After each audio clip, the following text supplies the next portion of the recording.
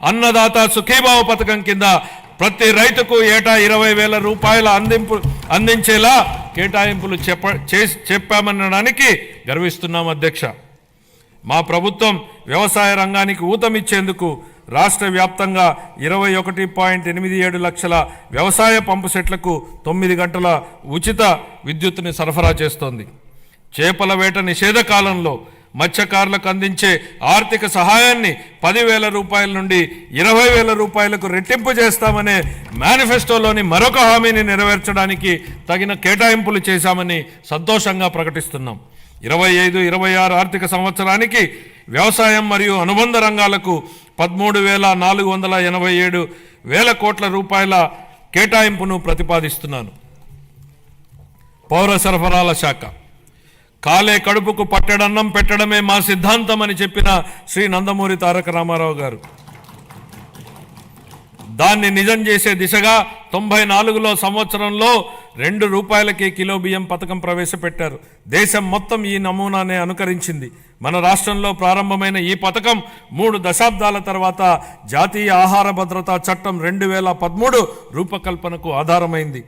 ప్రజా పంపిణీ వ్యవస్థ ద్వారా పేదలకు నాణ్యమైన బియ్యాన్ని మా ప్రభుత్వం సరఫరా చేస్తోంది. వచ్చే విద్యా సంవత్సరం నుండి మధ్యాహ్న భోజనం కింద ప్రభుత్వ పాఠశాలలకు మరియు సాంఘిక సంక్షేమ వసతి గృహాలకు ప్రత్యేకంగా ప్యాక్ చేయబడిన నాణ్యమైన బియ్యం సరఫరా చేయబడుతుందని గౌరవ సభకు తెలియజేస్తున్నాను. గత ప్రభుత్వం నిర్లక్ష్యం చేసిన ధాన్య సేకరణ ప్రక్రియను మా ప్రభుత్వం మెరుగుపరిచింది. వ్యవసాయ రాబడిలో వరి కొనుగోళ్లకు ఇచ్చే మద్దతు ధర ముఖ్యమైనది అని మనందరికీ తెలుసు. 2024 ఖరీఫ్ కాలానికి గాను 5.50 లక్షల మంది రైతులకు 32.7 లక్షల మెట్రిక్ టన్నుల ధాన్యం కొనుగోళ్లకు గాను మా ప్రభుత్వం 7,564 కోట్ల రూపాయలను 48 గంటల్లోనే చెల్లించడం జరిగిందని గౌరవ సభకు తెలియజేస్తున్నాను. వాస్తవానికి 90% మంది రైతులకు 24 గంటల్లోనే చెల్లింపులు జరిగాయి. గత ప్రభుత్వ హయాంలో పెండింగ్లో ఉంచిన ధాన్యం కొనుగోలు చెల్లింపులకు సంబంధించి 1,674 కోట్ల రూపాయలను మా ప్రభుత్వం చెల్లించింది.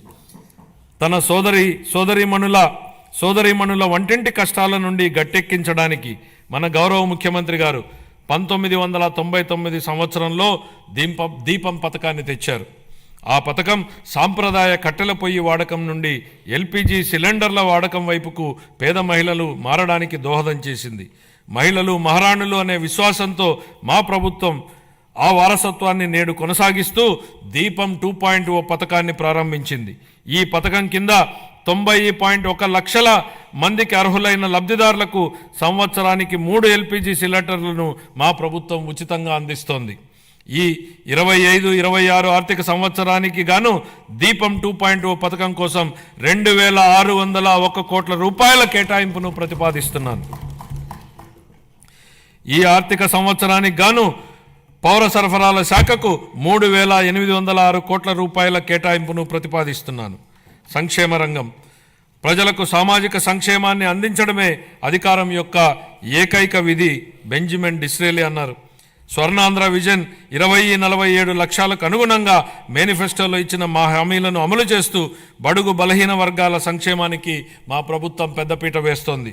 వృద్ధులను ఓటు బ్యాంకుగా పరిగణించకుండా వారి జీవితాలకు ఆసరా కల్పించడాన్ని మా ప్రభుత్వం ఒక సామాజిక బాధ్యతగా భావించి మన గౌరవ ముఖ్యమంత్రి గారు సామాజిక భద్రతను ఆర్థిక కోణంలో కాకుండా మానవతా దృక్పథంతో చూస్తూ లక్షల కుటుంబాలకు పెద్ద కొడుకుగా మారి 35 రూపాయలతో ప్రారంభమైన పింఛన్ను ఎన్టీఆర్ భరోసా పింఛన్ల పేరుతో ఇప్పుడు 4,000 రూపాయలకు పెంచడం జరిగింది.